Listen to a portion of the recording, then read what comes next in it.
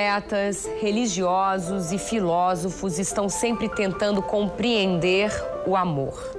No Café Filosófico de hoje, o psicoterapeuta Ivan Capelato fala do amor a partir de um outro ponto de vista. Quais são as bases psíquicas do amor? Como é possível amar numa sociedade que contribui para uma crescente anestesia de nossas emoções? O amor na era da sobrecarga. Esse é o tema de hoje no programa Café Filosófico.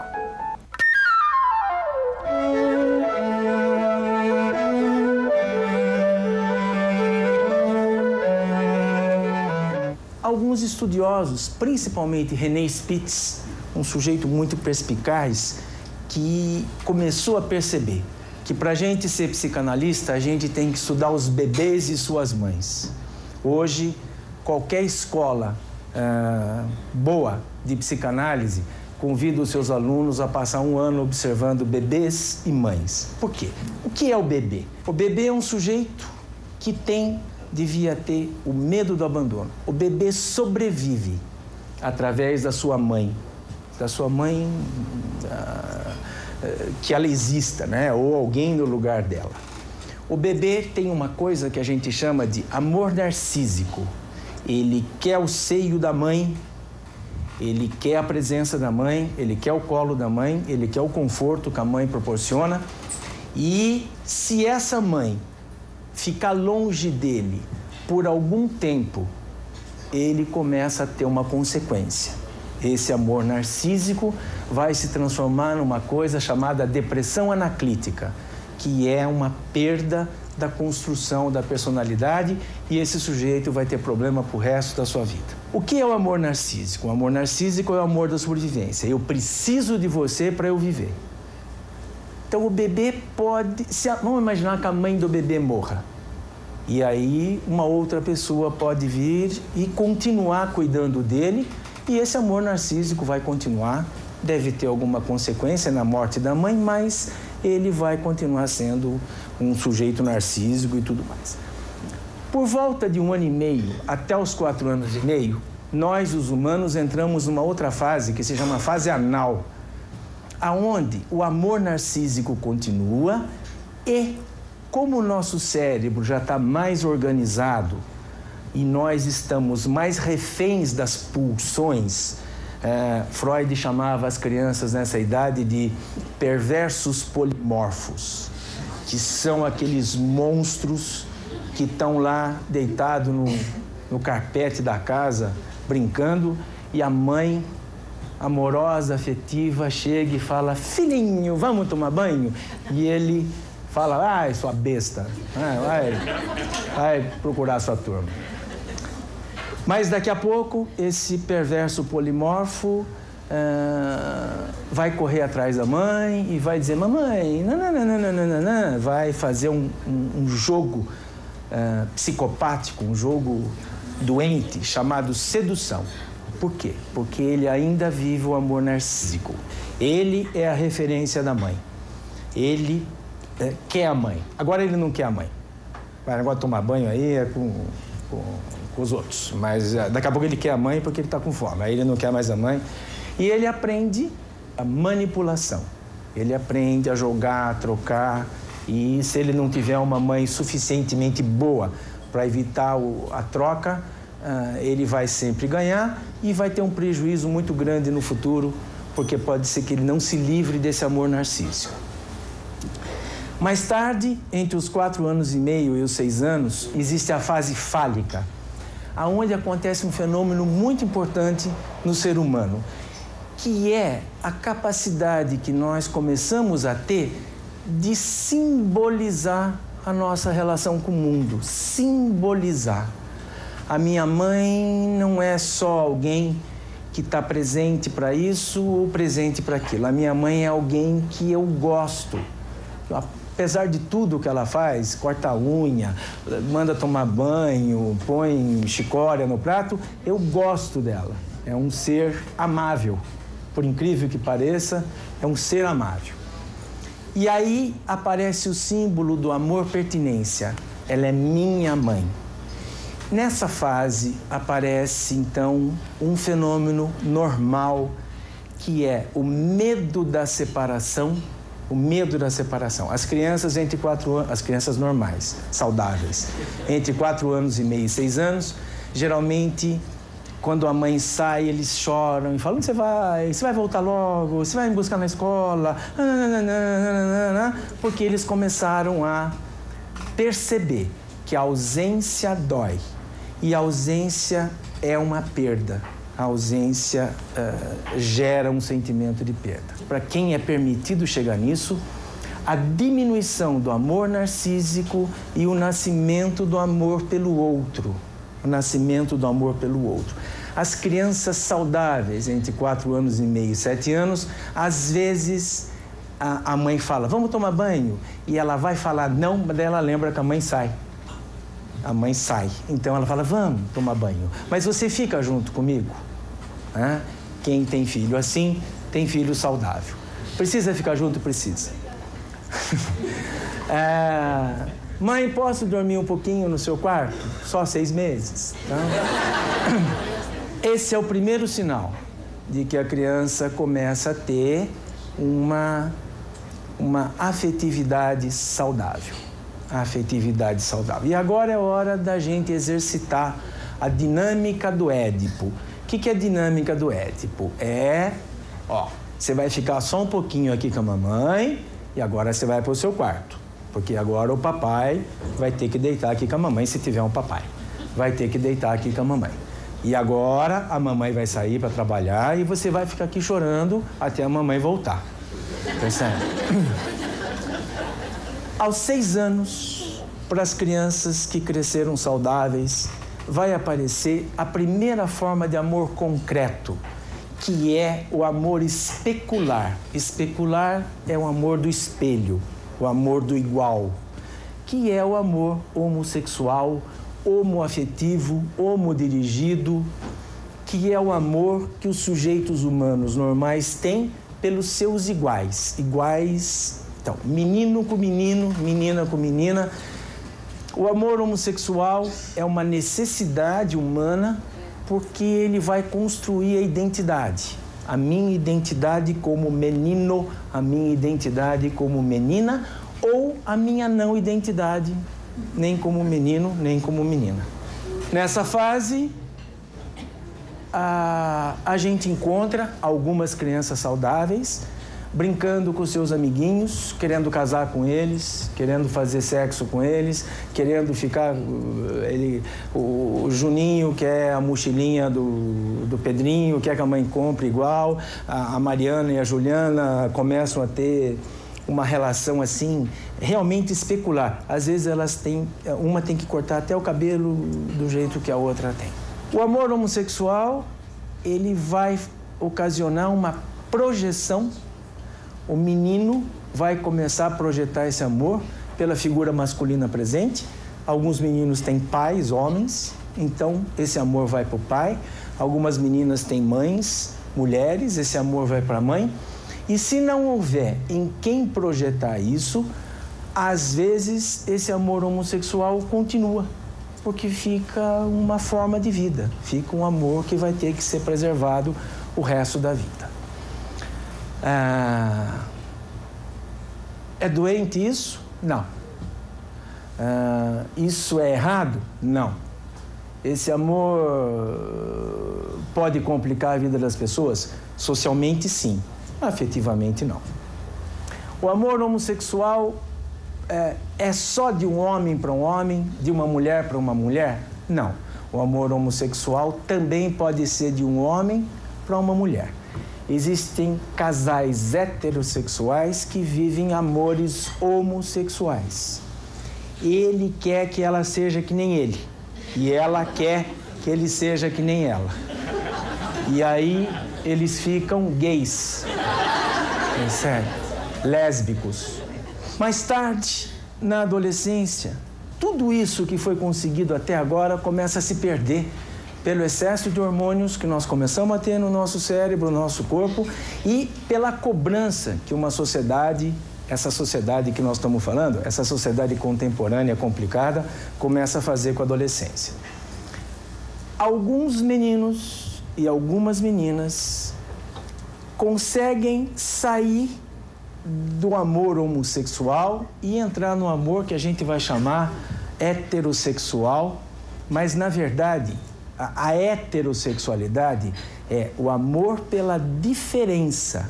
É um sujeito, um homem, vamos falar de homem e mulher para ficar mais fácil, senão vai complicar muito a nossa palestra hoje. Um menino que começa a gostar de uma menina.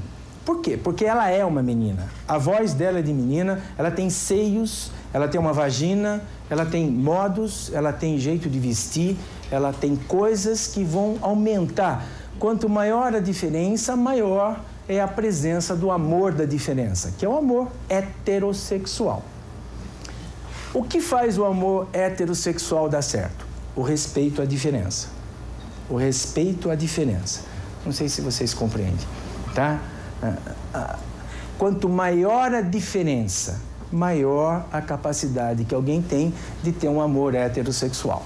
Quando os sujeitos começam a querer que um fique parecido com a doença do outro, nós temos uma força do amor homossexual. E aí, existem casais gays que têm um amor heterossexual. Existem casais lésbicos que têm um amor heterossexual.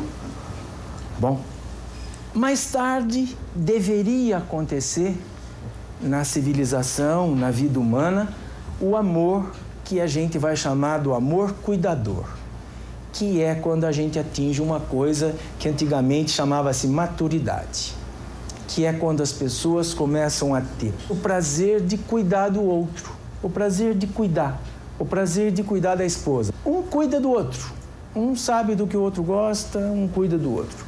A mãe que tem um filho e que sente prazer em cuidar dele, mesmo quando ele a xinga ou quando ele joga a faca no irmãozinho. Aquilo tudo que eu falei é como deveria ser. E agora eu vou falar como é. Como são as ligações afetivas reais entre nós. Eu vou usar as 3 grandes bases da psiquiatria, as neuroses, as psicoses, as psicopatias, para falar para vocês. O que é uma neurose? Uma neurose é um estado normal a que um ser humano pode chegar quando ele tem uma vida boa, feliz e é bem cuidado, que é gerar manias, gerar maneirismos, gerar pensamentos para conservar presente na sua cabeça o medo da perda. Então, uma pessoa neurótica, aquela que tem muito medo de perder o outro, tá? Alguns neuróticos se ligam à religião, alguns neuróticos se ligam a algumas crenças, se ligam a alguns ritos, se ligam a alguns neuróticos compram presente para os seus amados no dia do aniversário. Alguns neuróticos rezam quando o filho vai para a escola para ele ter uma boa prova. Eu conheço mães neuróticas que fazem lanche para os filhos. Imagina, faz lanche para os filhos. Em vez de dar R$2 para ele comprar uma coxinha lá na coisa, fazem lanche e ainda põem papel alumínio para o lanche não ficar contaminado. Essas pessoas que são no número muito pequeno na vida hoje, elas vivem uma dinâmica afetiva da presença e da ausência. O afeto delas é assim. Quando está perto, elas ficam vigiando uma a outra. Você já comeu? Você não quer mais? Tá? Tem couve. É bom para o estômago, couve. Tá? Você já bebeu 8 cervejas, não precisa beber mais. E, filho, você já estudou? Estudei, mas você tem certeza que você estudou? Isso quando estão juntos. Quando estão separados, essas pessoas na ausência, elas ficam pensando assim, será que ele já comeu? Quando a gente se liga a alguém, a gente se liga ao complemento da nossa doença. Ao complemento da nossa doença. Aquele moço tem medo de ladrão. Ele é um neurótico, ele tem medo de ladrão. Que o ladrão venha e roube as coisas dele, mate. E ele se casa com uma moça que tem mais medo de ladrão do que ele. De maneira que, quando eles estão juntos e escutam um barulho no quintal, ela diz assim, ai, é um ladrão. E ele abraça ela e fala, não, deve ser o gato. Mas quando ela vai viajar e ele fica sozinho e escuta um barulho, aí ele diz, é um ladrão. Tá? Então, o que é uma afetividade neurótica? É a afetividade mais perfeita que existe na vida humana. Quando a gente conversa com neuróticos e às vezes a esposa ficou doente ou foi viajar, ele fica com saudade dela e fica com saudade do cheiro dela mandar ele parar de beber. Ele não consegue beber porque ela não está lá para mandar ele parar de beber. E com saudade da briga, tá? Então, ela não gosta que ele veja televisão até tarde. Ela não está aí, ele não consegue ver televisão até tarde. Essa é a afetividade neurótica. A afetividade mais íntegra que um ser humano pode ter.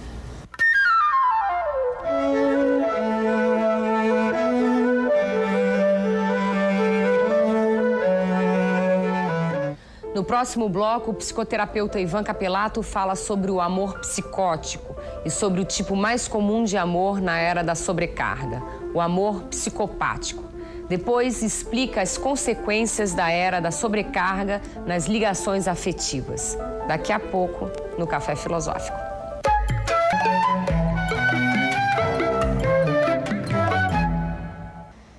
Para o psicoterapeuta Ivan Capelato, o amor está presente nas diversas fases do desenvolvimento humano. No mundo ideal, deveríamos ir do amor narcísico, em que a criança pequena necessita de alguém para garantir a sobrevivência, até o amor da maturidade, em que temos prazer em cuidar do outro. Mas apenas poucas pessoas alcançam o amor da maturidade. No mundo real, a maioria encontra problemas pelo caminho. Neste segundo bloco da palestra O Amor na Era da Sobrecarga, Capelato fala das ligações afetivas nas psicoses e nas psicopatias.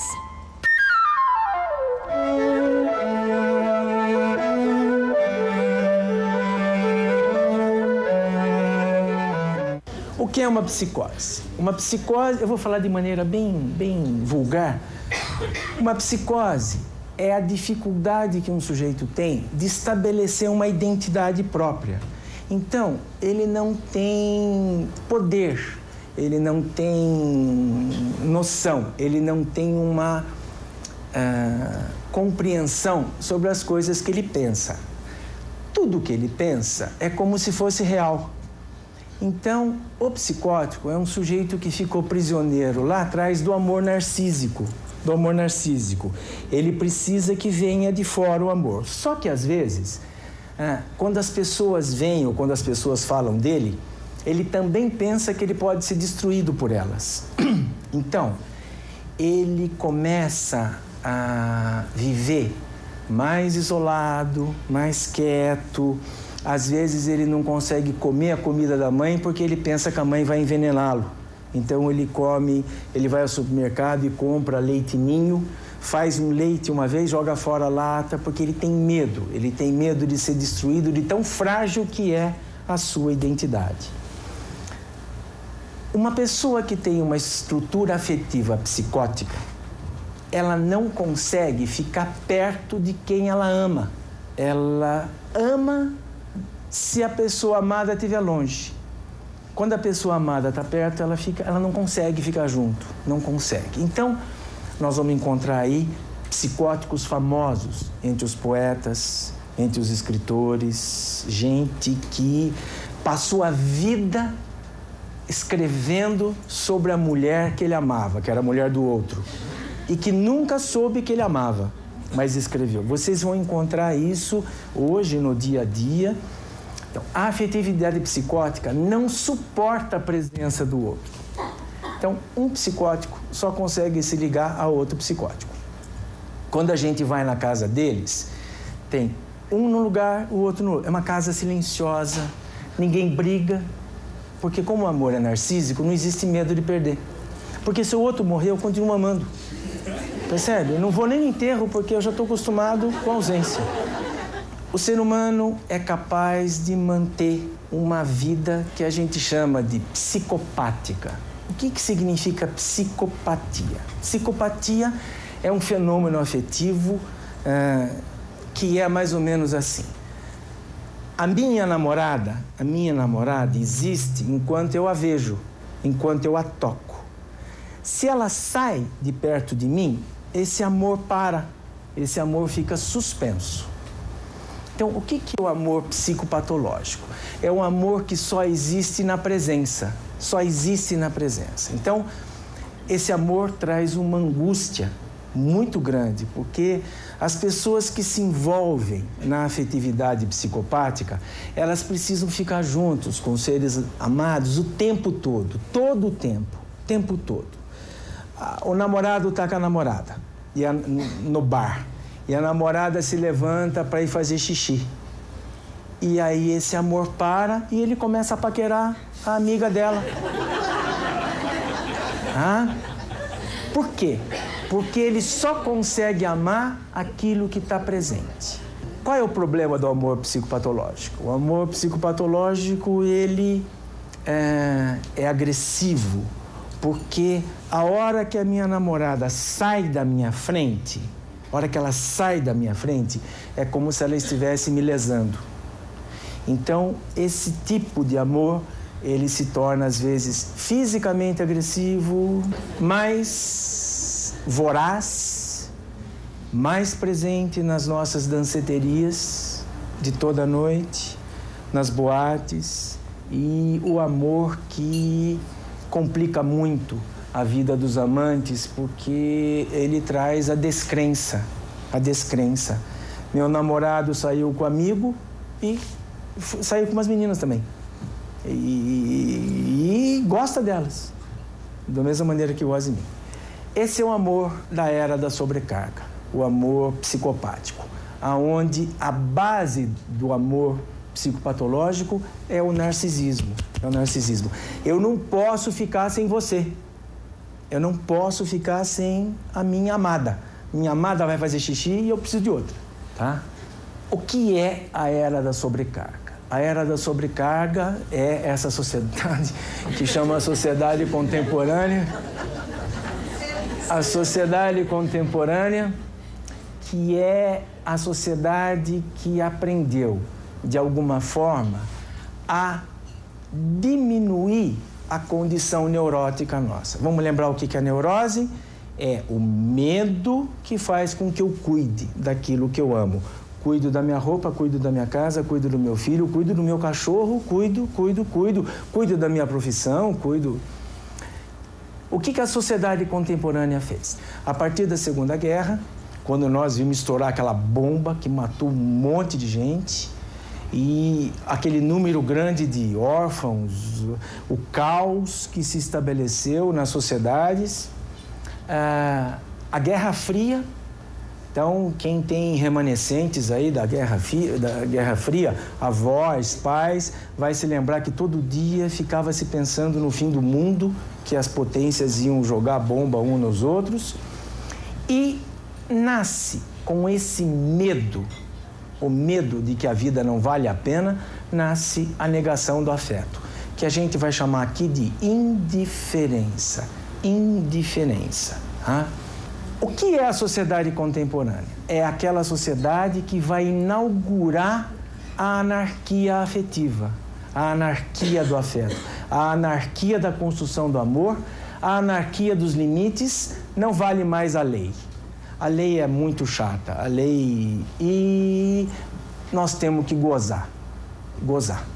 Então, a gente foi trabalhar hoje e agora nós temos que ter uma happy hour. E vamos beber, vamos comer, vamos beijar, porque parece que eu perdi tempo fazendo algo em nome do sacrifício.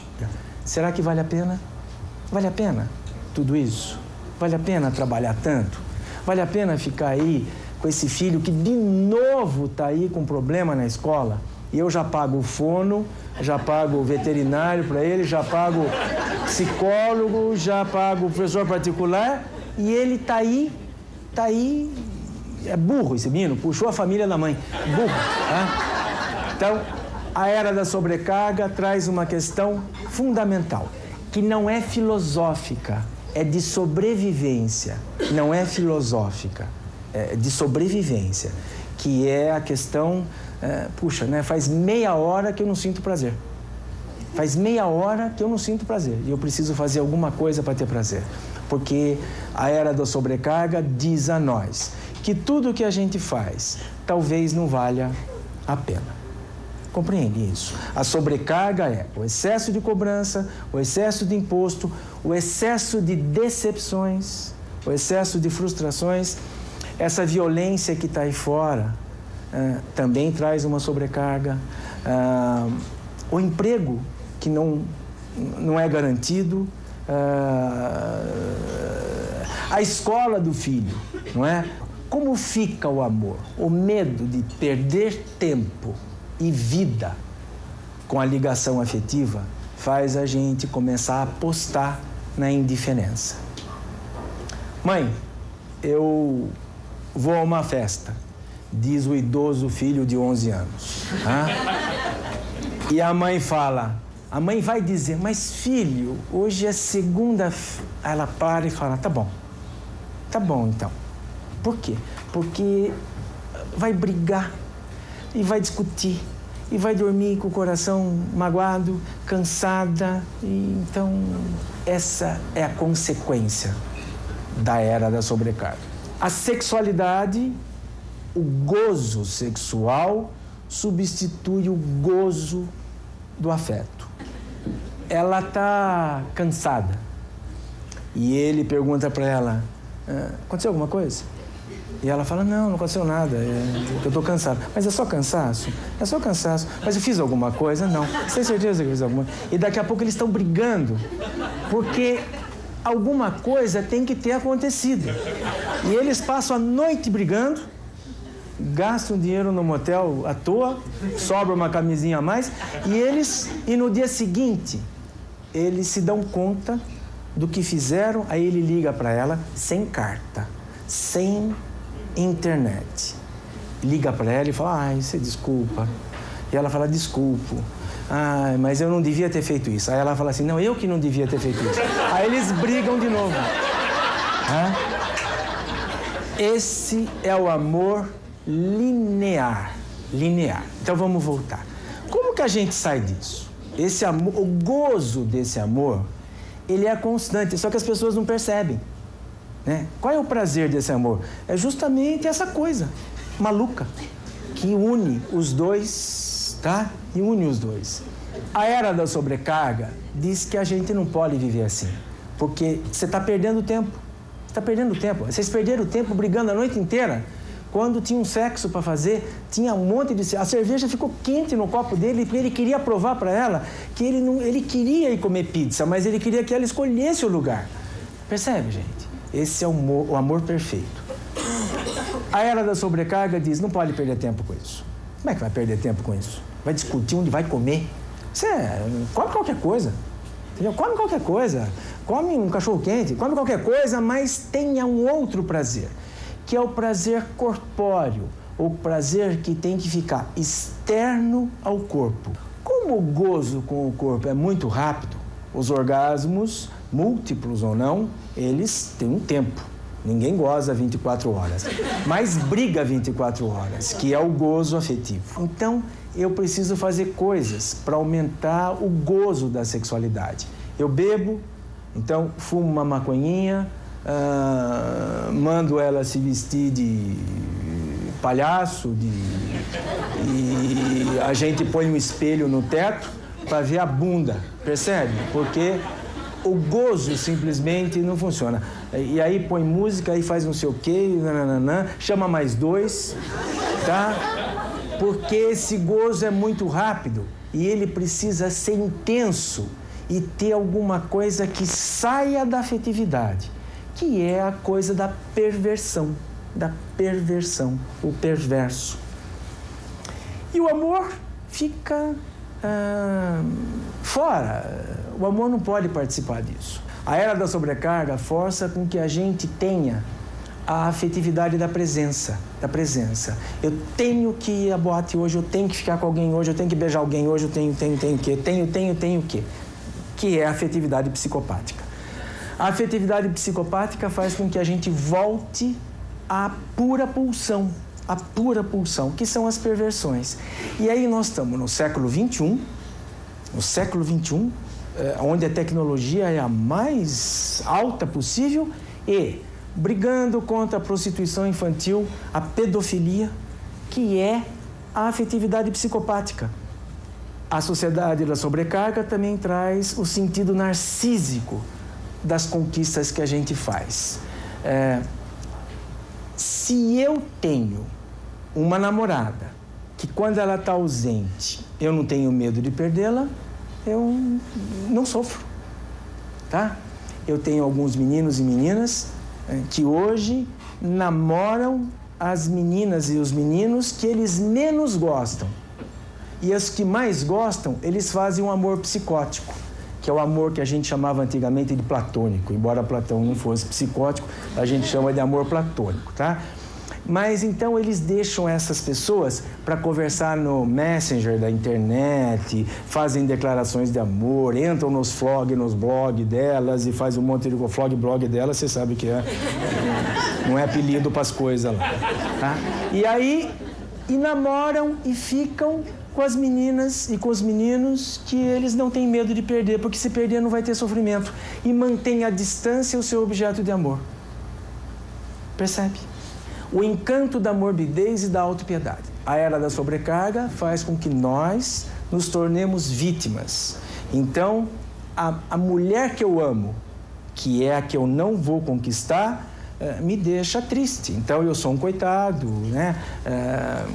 Eu posso morrer hoje, né? Eu vou morrer de amor, eu vou morrer por ela, mas eu não vou conquistá-la, porque vai que eu consigo conquistá-la e eu não tenho capacidade de sustentá-la. Lembra que a era da sobrecarga é a era da descrença. Eu não acredito que ela vai gostar de mim, tá?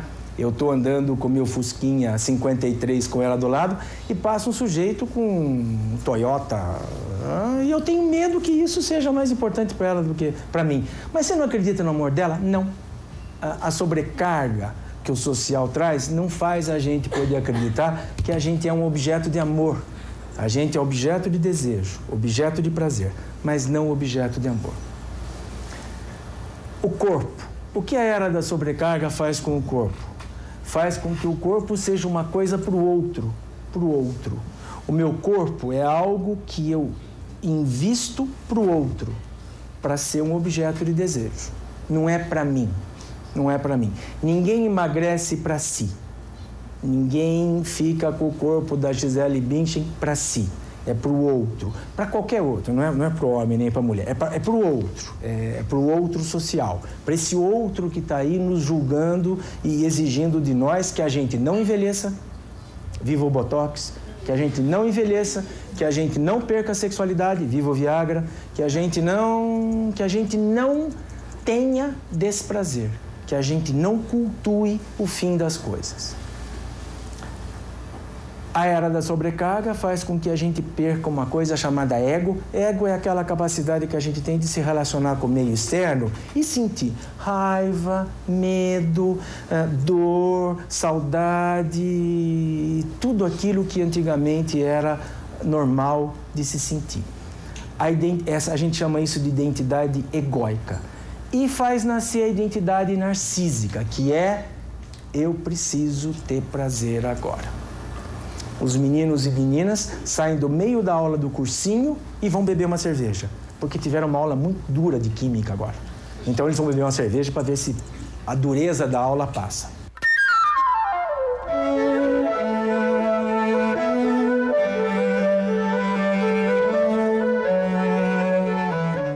Como suportar a era da sobrecarga? Depois do intervalo, o psicoterapeuta Ivan Capelato finaliza a palestra de hoje e conversa com a plateia. Até já!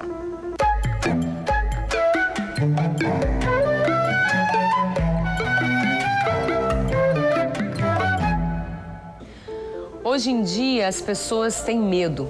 Medo de perder tempo, de desperdiçar um prazer, de não aproveitar a vida. É assim que o psicoterapeuta Ivan Capelato vê a era da sobrecarga. Uma era em que o gozo sexual substitui o gozo afetivo. Uma era que traz uma violenta manifestação de descrença e de indiferença. Neste terceiro e último bloco, Capelato afirma que o cuidado com o outro é a única fonte de vida e a verdadeira chave para suportar a sobrecarga.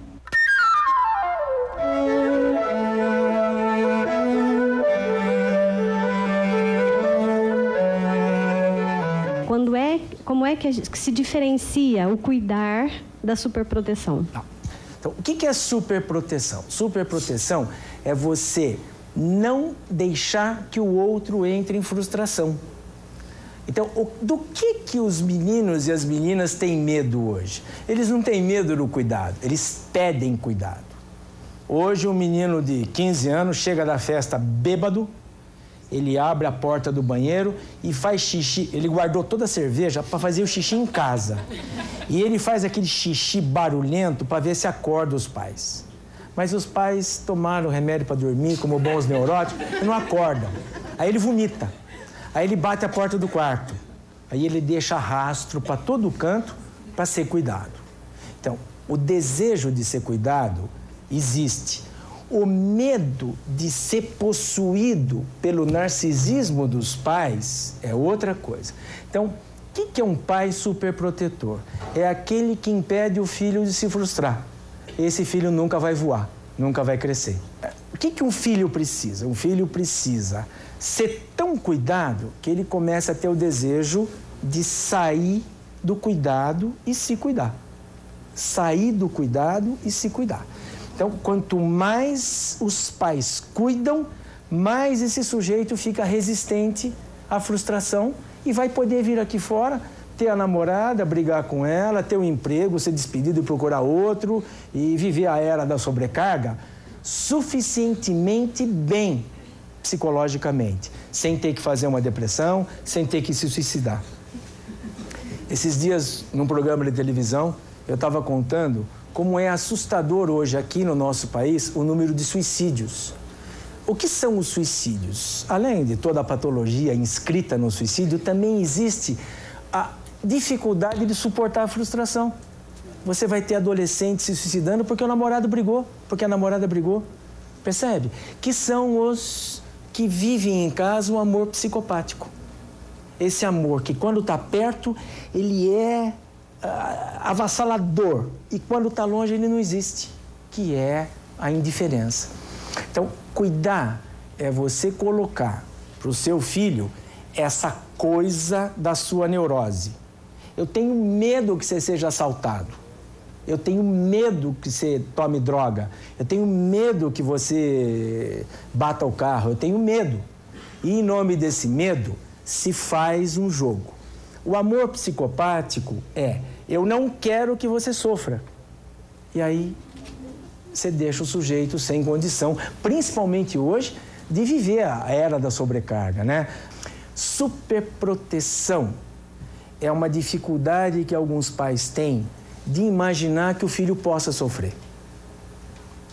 Cuidado é permitir que ele sofra. Só que eu estou aqui.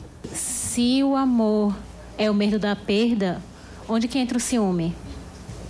O ciúme faz parte disso. O ciúme é o medo da perda, mas o ciúme tem uma componente complicada, que é assim. Então, vamos pensar, existe um ciúme, que é o ciúme que pertence ao amor psicótico. Então, eu tenho que manter o meu ser amado na ausência, porque para eu poder amá-lo, ele tem que ser perda. Então, existe um ciúme que fica sendo desejo. E existe um outro ciúme, que é o medo, que é o ciúme paranoico, que é o ciúme de quê? Então, vamos pensar na era da sobrecarga, vamos pensar na história que as pessoas têm. Então, vamos lembra que eu pus lá as fases? Oral. Então, vamos pensar assim. Imagine uma pessoa que tenha sido lesada no cuidado. Sua mãe, os professores, alguém que cresceu com a ideia de que não é suficiente bom para poder receber o amor de alguém. Então você tem aí um ciúme que é a metáfora fundamental do medo da perda. O ciúme é a metáfora do amor, entendeu? Então eu tenho que ficar te vigiando porque eu não sou suficiente para manter o seu amor por mim. O meu amor por você é enorme, mas isso cai no amor neurótico? Cai. Então vamos voltar ao casal neurótico, tá? A namorada ou a esposa está se arrumando. E ela está se arrumando e está reclamando, como toda neurótica. Esse cabelo não ficou bom. Tá? Esse brinco não combina com a calcinha. E aí, o marido neurótico e ciumento começa a imaginar que o jeito que ela tá achando que não é suficiente para alguém. Para ele já tá bom, aquela calcinha tá bom, só não pode ir com a calcinha, vai, põe uma roupa em cima, mas tá bom já, aquele brinco combinou. Então, o ciúme psicótico é a ideia de que eu não quero ter você porque eu sei que eu vou te perder. O ciúme neurótico eu tenho muito medo de te perder porque eu me sinto insuficiente para você poder me amar. Consigo passar isso para você? Tá, então, o ciúme é uma coisa que a gente teria que fazer uma palestra à parte aqui, porque você tem nuances que a gente chama de ciúme que não são ciúme. Por exemplo, vamos pensar no amor homossexual, não o amor de gays, o amor homossexual, o amor onde um tem que ser igual ao outro. Esse amor, vamos pensar, o namorado e a namorada. Ele quer que ela pense como ele e ela quer que ele pense como ela. Eles começam a ter um ciúme que, na verdade, não é ciúme, é inveja. Percebe? Parece ciúme, mas é inveja. Então, vamos imaginar que ele ache que ela é muito bonita. E aí começa a aparecer a diferença. Como eles vivem um amor homossexual, não conseguem trabalhar com o amor heterossexual, que é o amor da diferença, ele começa a ter inveja da beleza dela. E trata isso como se fosse um ciúme, mas na verdade é inveja. Então, tem muitas... É como um arco-íris a gente falar de ciúme, entende? Ele vai do ciúme neurótico até a relação competitiva entre os amantes, que daí você já está no campo da inveja, no campo de uma doença complicada aí, que é muito comum por aí. Ivan, você falou muito de amor, do apego, o amor da pessoa ao externo. Mas o amor interno, o amor da pessoa, esse não seria um antídoto a todos esses problemas de amor que você está falando?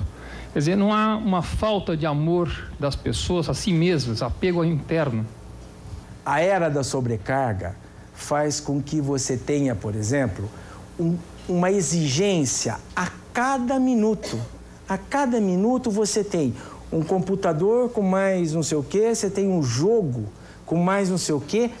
O menino teve que dormir às 4h30 da manhã, porque ele acorda às 6, ele não pôde terminar lá o jogo do computador, e os outros terminaram e ele já se sente em desvantagem. A era da sobrecarga é essa exigência mórbida de que você participe de tudo e não dá. Então, quando que existe autoestima? Quando existe a certeza para essa criança, não importa quantos anos ela tem, de que ela é cuidada. Tá? Mesmo que isso fique só dentro dela, que é o que importa. Tá? Mas lembrar que esse filho, cuidado, vai ter que conviver com 95% que não são cuidados. E que vão fazer a sobrecarga, vão fazer uma pressão sobre ele e ele vai ter que se esconder e disfarçar. Eu conheço crianças, querido, que mentem para os amigos que não jantou ontem, Aí a escola fica sabendo e liga para a mãe. Fala, mas o seu filho falou que ficou sozinho o final de semana inteiro. Mas nós ficamos aqui com ele. Nós somos neuróticos, diretora. Nós ficamos aqui com ele o tempo todo. Eu cortei as unhas dele. Percebe? Eu fiquei em casa para cortar as unhas dele. Mas ele mentiu para poder caber na psicopatia da sobrecarga. A era da sobrecarga é a manifestação violenta sobre todos da descrença. Da descrença que vale a pena passar uma semana estudando para fazer uma boa prova. Da descrença que vale a pena perder tempo com o filho. Né? Eu vou perder de novo a academia hoje porque esse menino tem que fazer um trabalho amanhã na escola e ele não consegue fazer sozinho, porque a escola exige dele muito. Ele tem 11 matérias para ele se tornar um bom ser humano no futuro, tá? Ele tem 11 matérias e alguém tem que ajudá-lo a fazer isso. Ele tem que ter parceria. E para ter parceria, alguém vai ter que deixar de assistir A Senhora do Destino, vai ter que deixar de ver o Jô Soares, ou vai ter que deixar de ir à academia ou a happy hour. Alguém vai ter que ficar junto.